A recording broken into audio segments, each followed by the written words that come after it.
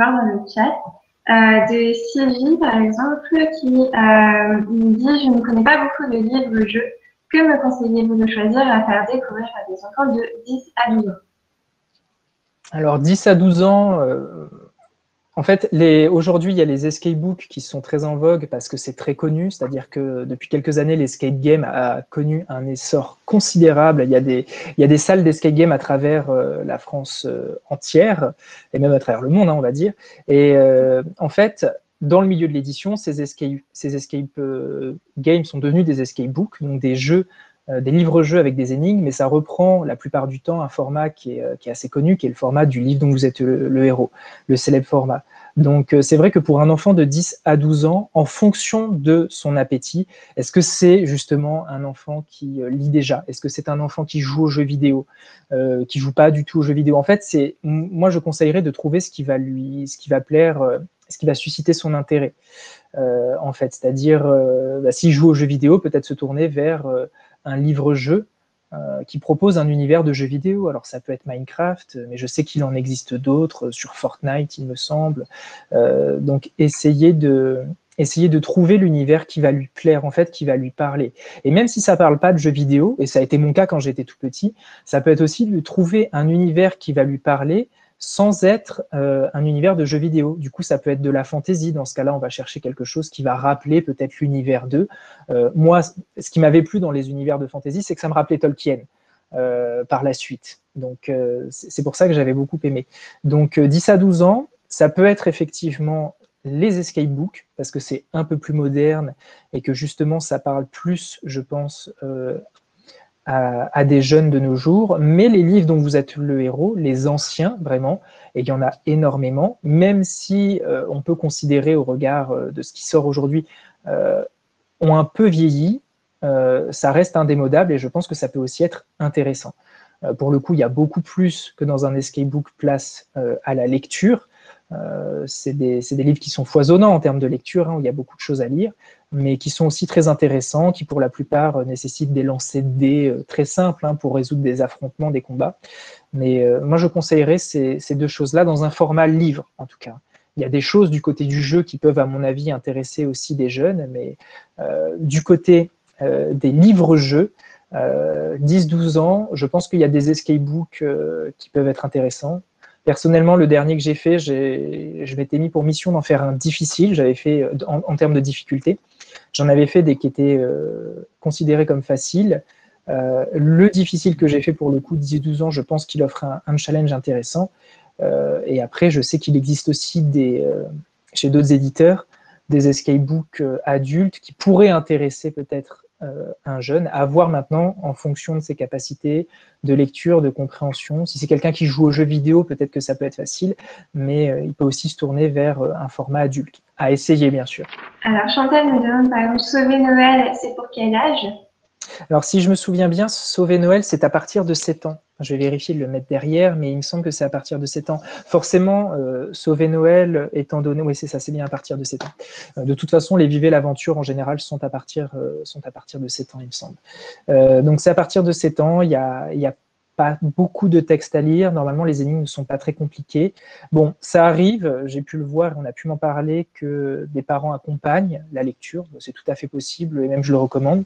Je pense même que c'est possible de le lire, mettons si deux enfants ont le même âge, qu'ils le lisent ensemble, quitte à se passer le livre en lisant un paragraphe, en faisant les choix. C'est-à-dire que moi, quand je disais qu'il y avait pas mal de trucs qui étaient assez solitaires quand j'étais jeune, c'est vrai qu'aujourd'hui, ce genre de livre, on imagine que c'est quelque chose de solitaire, mais ça peut se faire avec deux enfants qui se concertent, dans la bonne entente, bien évidemment. Mais donc voilà, évidemment, les Vivez l'aventure, donc c'est à partir de 7 ans. Normalement, c'est fait pour être lu assez facilement, compris assez facilement, il n'y a pas trop de texte. On a aussi une question de Jean-Baptiste. Des maisons d'édition sont-elles spécialisées dans les livres-jeux?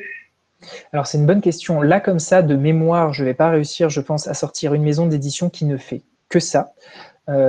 Après, c'est vrai que beaucoup de maisons d'édition le font.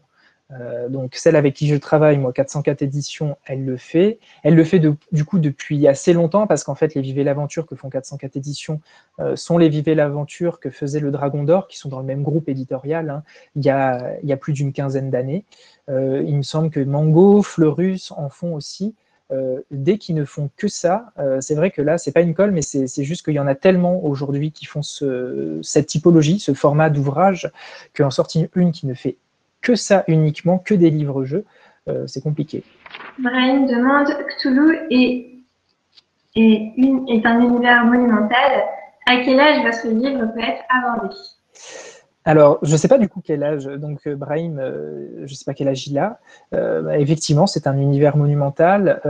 Pour le coup, de mon point de vue, c'est pas du tout un univers jeunesse. C'est-à-dire que l'univers qui a été dressé par H.P. Lovecraft, donc c'est un univers qui est très sombre, j'allais dire assez négatif, mais c'est pas du tout un univers pour les jeunes. Je pense qu'il peut être traité pour de la jeunesse, mais en l'état, c'est-à-dire que si je vois pas un enfant lire H.P. Lovecraft à 10 ans, par exemple. C'est une littérature qui est assez compliquée à lire de base. C'est une littérature traduite en plus, et c'est un univers qui est assez complexe. Donc, je dirais que mon livre il peut être abordé à partir de l'âge auquel on peut aborder Lovecraft. Alors, je ne vais pas définir à quel âge on peut aborder cet univers, hein, bien évidemment, mais c'est juste que pour du tout jeune, en tout cas, ça me semble pas indiqué, et mon ouvrage non plus. Mon livre permettant, en fait...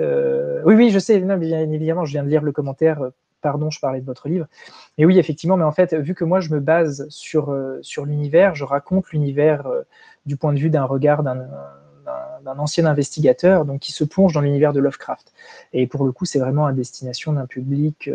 jeunes adultes, mais pas jeunesse, pas pour les enfants. Et je précise juste qu'au-delà de ça, effectivement, c'est pas pour la jeunesse parce que c'est aussi c'est pas un énorme pavé, mais c'est un morceau, voilà, c'est un gros morceau. Et est-ce que vous pouvez nous dire ou nous annoncer peut-être quels sont vos futurs projets ou votre projet en cours? Alors, j'ai pas mal de choses qui vont sortir l'année prochaine et sur lesquelles je travaille déjà. Il y en a qui sont finis. Donc, j'ai un prochain Vivez à l'aventure dans un monde assez japonais. La référence de travail, entre guillemets, c'était Ghibli parce que c'est un univers très intéressant. Mais voilà, c'est un Vivez l'aventure, donc toujours à partir de 7 ans, et qui va se dérouler sur une île qui, pour le moment, à voir si avec le travail éditorial, elle va se modifier ou pas, s'appelle l'île des vents de Bruine. Et voilà, où il y a un petit garçon et une petite fille qui se retrouvent, qui échouent sur cette île, et qui est une île finalement pleine de magie, de mystère et de secrets. Donc, je vais avoir du mal à vous dire par contre quand est-ce que sortent les prochains ouvrages, parce que c'est vrai qu'avec la situation, pas mal de choses ont été repoussées. Il me semble que lui-même, d'ailleurs, était censé sortir en début d'année. Il va peut-être être repoussé, j'imagine, au printemps, peut-être. Donc ça, c'est une première chose, c'est un premier ouvrage qui est censé sortir. Et après, j'ai pas mal d'autres choses. Je travaille pas mal. J'avais fait... quelque chose qui est sorti cette année. Bon, alors c'est sorti au moment du confinement, malheureusement, du premier confinement, qui était ce qui s'appelle mon premier escape game. Donc en fait, je crois que je l'avais pris tout à l'heure. J'ai pas pensé à vous envoyer les trucs, mais voilà, c'était une petite boîte comme ça en fait, qui va être un peu à l'envers. On reconnaît d'ailleurs le dragon auquel j'ai fait référence tout à l'heure. Mais qui est une boîte et dont l'intérêt, parce que je fais du jeu de société, je fais pas que écrire, je fais vraiment aussi quelque chose où il y a que du jeu pour le coup. Et donc l'intérêt de cette boîte, c'est pour, à partir de 5 ans, faire découvrir aux enfants ce qu'est l'escape game. Donc, vous avez un petit paquet de cartes et vous allez chez vous organiser cet escape game. Vous allez cacher des cartes, vous allez en laisser d'autres visibles. Et en fait, vous allez accompagner l'enfant pour qu'il vive une aventure. Vous allez lui raconter des choses avec un petit livret. Et voilà, il va se retrouver à vivre un escape game. Donc ça, c'est un premier que j'ai sorti cette année, donc, qui s'appelle La Forêt Magique, où il faut aider ce petit dragon à passer une étape pour devenir un dragon adulte. Et l'année prochaine, je vais sortir une deuxième boîte, du coup, avec une autre personne, avec une autrice, pour le coup, et qui s'appellera cette fois-ci le Chant des baleines, et où les enfants seront invités, en fait, à se rendre au Canada, au beau milieu de l'hiver, pour essayer de secourir, ou plutôt d'aider une petite baleine qui cherche à effectuer sa migration et quitter l'hiver glacial du Canada pour rejoindre les Caraïbes. D'accord. Donc voilà, ça, ce sont des exemples de choses qui vont sortir l'année prochaine. Après, il y en a d'autres. J'ai un jeu de société, mais pour adultes, qui pourra être joué avec des enfants, mais qui est un peu technique. Je pense que c'est à partir de 12 ans qu'on a prévu pour le moment. Et voilà, j'ai aussi un roman qui est en travail. J'ai pas mal de choses. On a une nouvelle question de Élise qui vous demande comment faites-vous pour travailler sur des licences au niveau des droits. Donc c'est vrai que vous avez cité Minecraft ou le studio Ghibli. On a aussi donc Fort Boyard, mais aussi j'ai vu passer Rick et Morty. Oui, également. tout à fait. Ouais, tout à fait. C'est vrai. J'ai fait. Alors je sais plus. Je crois que c'était en septembre. J'ai créé un jeu de société sur Rick et Morty. J'ai pris beaucoup de plaisir à le faire parce que alors c'est pas forcément une licence pure jeunesse parce que bon, ça peut être un peu vulgaire ou autre, mais c'est très amusant, je pense, pour des jeunes adultes. Moi, ça me plaît beaucoup.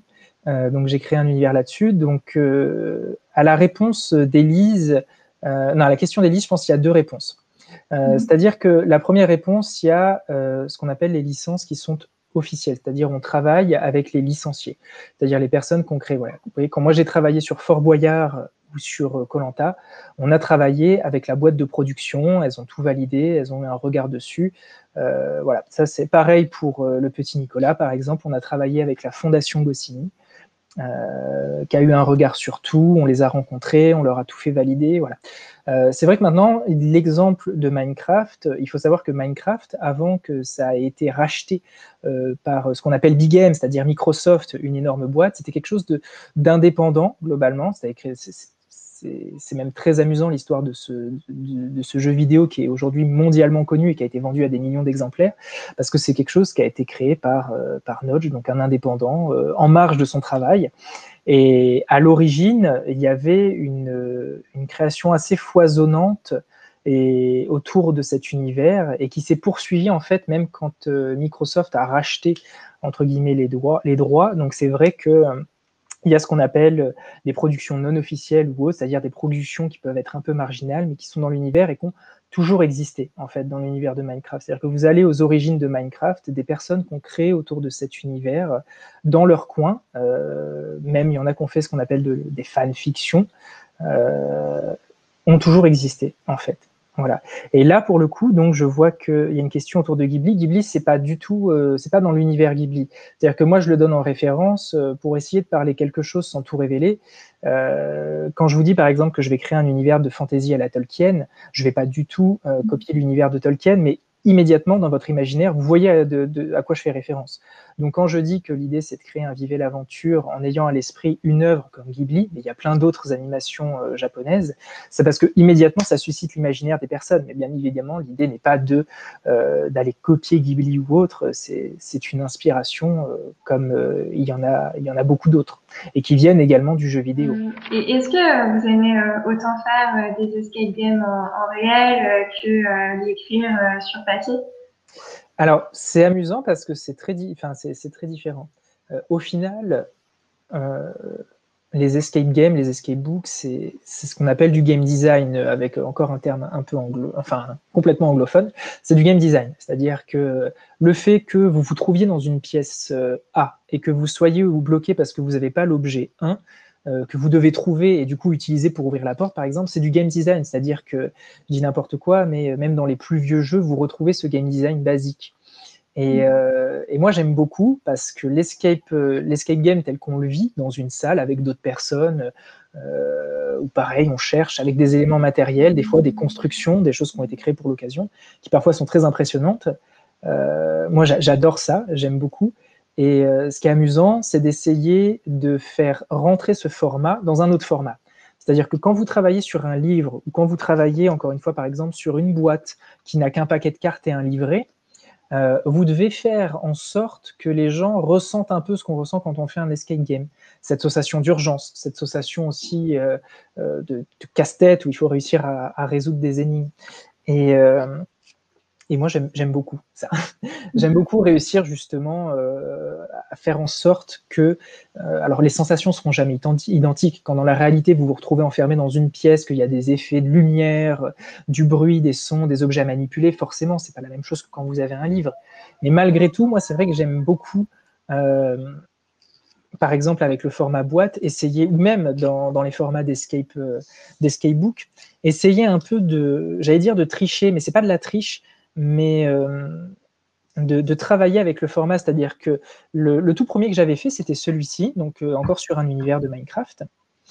Et je vais le mettre ici, bon forcément c'est un peu à l'envers, mais c'est pas grave. Et moi j'aimais beaucoup le format livre, et je me suis dit, bon, c'est sympa le format livre, mais j'ai envie de réussir à dépasser ça. J'aimerais bien faire en sorte que l'enfant qui va jouer à ça, il tourne les pages ou autre, mais qu'il y ait un truc en plus. Et dans ce livre, en fait, à un moment donné, l'enfant va trouver un artefact qui est en fait un petit cube que vous pouvez... Alors c'est marrant parce que celui-là, c'en est un qui a été fait, et on peut voir effectivement que le petit cube n'est plus à la fin, et qu'il a été... je crois que je l'ai juste ici en plus, effectivement. Et donc en fait, l'enfant se retrouve à devoir construire un petit cube comme ça, qui va lui permettre de résoudre des énigmes tout au long de l'ouvrage. Donc j'essaye un peu, quand j'en ai l'occasion, et puis que les éditeurs sont d'accord, de tricher avec le format, pour dépasser aussi un peu les limitations du livre et proposer quelque chose, un ludique en plus. Voilà, c'est quelque chose de ludique en plus. Et donc ça, voilà, ça c'est un exemple sur le premier que j'ai fait où l'enfant va faire son petit collage, c'est pas très compliqué à faire, et se retrouve avec un vrai artefact entre les mains qui va lui servir, voilà, dans son livre, il va le placer à certains moments pour résoudre ça. À chaque fois, vous écrivez sur des univers soit joyeux comme Noël, soit sombres, donc comme Cthulhu. Quel aspect est-ce que vous préférez? Est-ce que vous préférez plus faire des histoires joyeuses ou alors un peu plus sombres avec des énigmes détectives? J'aime bien les deux. C'est vrai que, alors moi je suis, on va dire, auteur professionnel, c'est-à-dire que je ne fais ça qu'à plein temps que depuis 2 ans, mais j'écrivais bien avant et je crée des choses bien avant. Et c'est vrai que j'ai commencé dans la jeunesse, c'est-à-dire que j'ai produit, je crois que j'en suis à 7 escape books dans la jeunesse, donc j'ai beaucoup travaillé sur la jeunesse, mais j'ai aussi eu l'envie de faire d'autres choses. C'est-à-dire que Koh-Lanta, Fort Boyard, Minecraft, ce sont des univers dans lesquels j'ai accepté de travailler parce qu'ils me plaisent. C'est-à-dire que moi, j'étais petit, comme j'étais joueur de jeux vidéo et consommateur de livres dont vous êtes le héros, j'étais aussi spectateur public de ces émissions. C'est des émissions que j'adorais quand j'étais enfant. Du coup, pouvoir travailler autour aujourd'hui, c'était très intéressant. Mais malgré tout, aujourd'hui, étant adulte, j'ai aussi envie de proposer autre chose. C'est notamment la raison pour laquelle cette année, j'ai publié, j'ai écrit et a été publié l'ouvrage sur l'univers de Lovecraft, qui est un univers que j'aime énormément, et où j'essaye justement de proposer quelque chose d'autre. J'ai des choses marrantes à raconter, des univers rigolos, chatoyants, mignons, peut-être un peu mystères et secrets, comme je le disais pour le prochain Vive l'aventure, qui peuvent parler à des enfants. Tout ça, ça me fait plaisir de le créer, mais j'ai aussi envie de proposer des choses avec d'autres questionnements, avec une maturité différente que ces ouvrages-là. Pour moi, j'aime bien faire cohabiter les deux parce que les deux sont intéressants et j'aime bien faire les deux.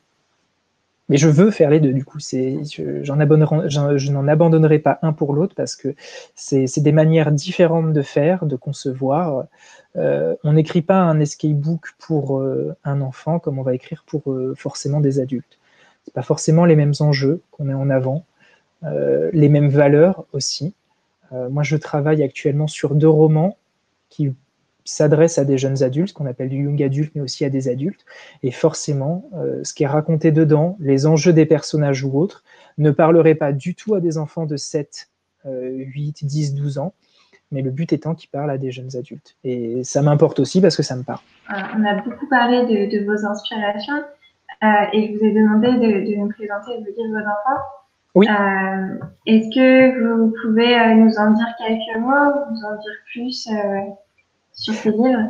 Oui, alors complètement. Alors, pour le coup, quand vous m'avez demandé, j'ai pas fait exprès de faire cette sélection, c'est-à-dire qu'on a du coup Le Souffle du Dragon de Jean-Luc Bizien, qui est un roman jeunesse. Au centre, on a un ancien format des Vivez l'aventure, donc où c'était toujours des titres, La forêt au sang sortilège. Je me souviens plus de tous les titres, mais je crois qu'ils vont commencer aussi à reprendre cette forme de titre. Pour le moment, vous avez Vivez l'aventure, mais il me semble qu'un collègue a sorti quelque chose où c'est l'Atlantide au sang mystère, quelque chose comme ça, où ils reprennent ce format de titre à l'ancienne, entre guillemets. Donc pour le coup, un livre-jeu, et à côté, effectivement, Le Seigneur des Anneaux, le premier tome, qui est vraiment, en plus, le livre que j'avais entre les mains, c'est une vieille édition de Tolkien. Donc c'est assez marrant parce que ça résume un peu tout ce qu'on a dit pendant cette conférence. Donc Le Souffle du Dragon de Jean-Luc Bizien, c'est un vieux roman. C'est une trilogie. Ce que vous voyez, c'est le premier tome. Je l'ai d'ailleurs, je crois que je l'ai derrière moi, ouais, parce que je l'ai relu récemment. J'avais beaucoup aimé. Effectivement, Jean-Luc Bizien, voilà, je l'ai juste ici. Et en plus, c'est très marrant parce qu'on voit l'enfant méticuleux que j'étais, parce que il est recouvert avec ce qu'on mettait sur les livres scolaires de l'époque. C'est-à-dire que j'ai fait en sorte de le protéger comme on protégeait les livres de l'école. Donc ça, c'est un roman. Donc Jean-Luc Bizien, c'est un auteur français. Et j'avais vraiment adoré cet univers. C'est un univers de fantaisie que j'ai beaucoup aimé. Alors, je ne vais pas forcément vous en faire le résumé, mais je ne sais pas s'il est encore disponible, pour le coup, s'il se trouve facilement. Mais bon, c'était chez Bayard Jeunesse à l'époque. La trilogie, c'est la trilogie des Empereurs Mages. Donc c'est un mélange de magie, de combat, de fantaisie, de créatures, de monstres, de dragons aussi. Et j'avais adoré. J'avais vraiment beaucoup aimé. Je pense que c'est ce qui m'a, avant Tolkien, c'est ce qui m'a aussi mis, entre guillemets, le pied à l'étrier de la lecture, parce que c'était bien écrit. J'ai récemment remercié Jean-Luc Bizien justement parce qu'il m'avait donné goût à ça, et je le salue d'ailleurs parce que c'est une trilogie qui a été très importante dans mon passé de lecteur, on va dire. Du coup, au centre se trouve la forêt au sans sortilège, où là, sauf erreur de ma part, et parce qu'il faudrait que je me rappelle de tout, ça doit être le premier livre-jeu que j'ai eu entre les mains. Alors, livre-jeu, je ne parle pas des magazines Picsou, il y avait des petits jeux dedans, etc., mais vraiment un livre-jeu en entier, qui était très bien illustré. Donc, le hasard fait que c'est encore un livre de Jean-Luc Bizien. C'est pas volontaire, je me rends compte que ce que j'aimais à l'époque, c'était du Jean-Luc Bizien, et c'est illustré par Didier Graffet, qui est très très doué, et qui du coup avait... tous les deux, c'était un binôme qui avait fait plusieurs Vive l'aventure qui étaient magnifiques, et celui-là, univers de fantaisie également, une forêt magique avec des mystères, des secrets, je l'avais beaucoup aimé, c'était très beau, et j'y avais passé du temps aussi. J'avais dû l'attaquer quand j'étais quand même assez petit, et je n'avais pas forcément tout résolu, mais je l'avais beaucoup aimé. Il doit être dans un carton quelque part chez mes parents, mais je l'ai encore. Et donc voilà, on va dire que ça c'est le début, le premier livre-jeu que j'ai eu entre les mains et qui m'a dit « Ah d'accord, ce genre de livre existe et ceci est possible ». Et après, les livres dont vous êtes le héros, avec les loups solitaires. Voilà. Et donc, Le Seigneur des Anneaux, ça, je crois que je suis même sûr d'avoir commencé à le lire en CM2. J'avais déjà le goût de la lecture. J'avais déjà commencé à lire. J'avais déjà lu Le Souffle du Dragon. Et sauf erreur de ma part, quand je suis en CM2, c'est parce que je l'ai lu, en fait, c'est bête, hein, mais parce que le film était sorti, il me semble. Ou alors, c'était un petit peu avant que le film sorte. Et j'ai essayé de me plonger dedans. Donc bon, Le Seigneur des Anneaux en CM2, vous comprenez pas tous les mots, parce que c'est une littérature qui est... Enfin voilà, Tolkien écrit très bien, mais c'est pas accessible à tout. Enfin, en tout cas, un CM2, je me souviens que je comprenais pas tout, mais je m'en fichais. Je lisais quand même les mots que je comprenais pas. Soit je les apprenais, soit je les mettais dans un coin de ma tête et je les apprenais plus tard. Mais ça, c'est un livre qui m'a marqué parce que c'était un peu déjà, c'est un univers incroyable que j'ai beaucoup aimé, qui m'a marqué de très nombreuses années à travers différents supports, que ce soit les livres, les jeux vidéo, parce qu'il y a eu des jeux vidéo, les films, et même du jeu de société à travers du jeu de figurines, parce qu'ils avaient également sorti chez ceux qui font les Warhammer, des figurines du Seigneur des Anneaux. Donc ça m'a marqué, et voilà, c'était le premier, on va dire, énorme pavé que j'ai eu entre les mains à lire. Et puis, en plus, Tolkien a aussi imaginé sa propre langue dans les livres. Après, maintenant, vous, c'est plus vos propres énigmes. Donc, en quelque sorte, il y a toujours de l'inspiration qui suit. Non, mais oui, c'est ça. C'est ce qui est assez intéressant de voir toutes ces personnes-là dont je parle, qui à l'époque, je lisais et j'aimais leurs univers. Et c'est vrai qu'aujourd'hui, ça peut être des sources d'inspiration. Je reconnais aussi des clins d'œil que moi-même je fais, c'est-à-dire que je vais vous en donner un tout simple. Le Vivez l'aventure que j'ai sorti, j'essaie de l'attraper mais il s'échappe, le Vivez l'aventure que j'ai sorti sur Minecraft, donc qui s'appelle Les ruines de Comorium. Alors, l'orthographe de Comorium est changée, mais si je me tourne où est-ce que je vais le trouver? Ça va être juste ici. En fait, Comorium, c'est c'est une ville imaginée par Clark Ashton Smith dans l'univers qui a été rattaché par la suite à Cthulhu, c'est-à-dire l'univers créé par Lovecraft.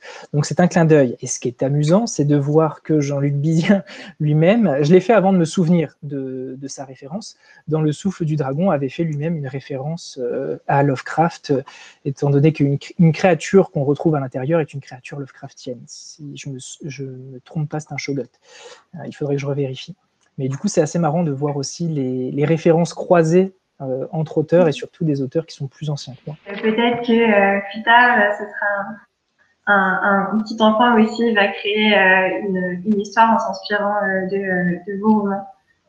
Mais ça serait super, ça serait vraiment très bien et il ne faut pas hésiter. Alors je crois que c'était comment ça devait être, on dit un Amsterdamois, je ne vais pas dire de bêtises, mais c'est un petit garçon d'Amsterdam qui du coup avait lu celui sur Minecraft et qui m'avait écrit récemment pour me demander mais je vais le présenter en classe, il faut que je raconte comment vous faites et tout. Donc j'ai pris beaucoup de plaisir à lui expliquer comment fonctionnait un peu, alors sans rentrer dans des détails barbants, hein, mais ce processus de création, parce que effectivement, je pense qu'en ayant le goût de la lecture et du jeu, un enfant peut le faire.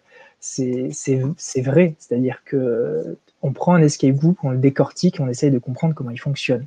Donc, quand j'avais les livres dont vous êtes l'héros entre les mains, c'est vrai que je me souviens avoir essayé de décortiquer pour savoir comment ça fonctionnait.